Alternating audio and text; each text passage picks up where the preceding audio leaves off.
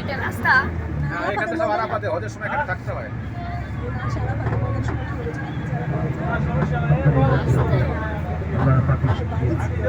যে আমরা যারা আমরা আসতে আজকে আমরা আপনাদের মাঠ দেখতে পেতেছি, আমরা সবাই বলি আলহামদুলিল্লাহ।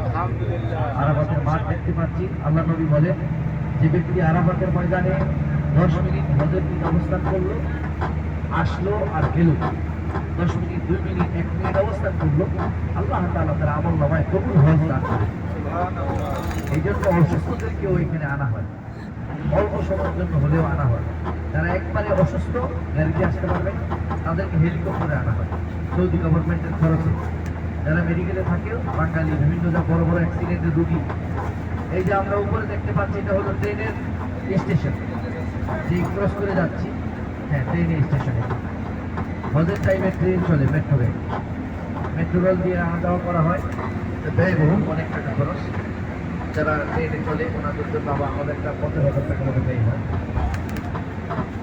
আলহামদুলিল্লাহ, সম্মানিত আমরা মেহমানবৃন্দ, আমরা ডানিভাবে দেখি, এই দেখবেন এটাই স্মৃতি দেখে গেলে আলহামদুলিল্লাহ।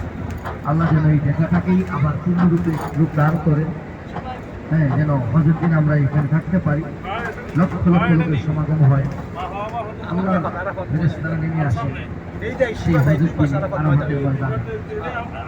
আর যারা আরাফাতের বাইরে থাকেন, যারা হজ করেন, যারা হজ করেন না, তারা যদি সেদিন রোজা রাখেন, আল্লাহ তাআলা তাদের আমল নামার মধ্যে কবুল হজের সওয়াব দান করেন।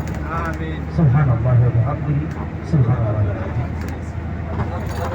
মুহতারাম, নতুন নতুন করে তাদের ব্যবস্থা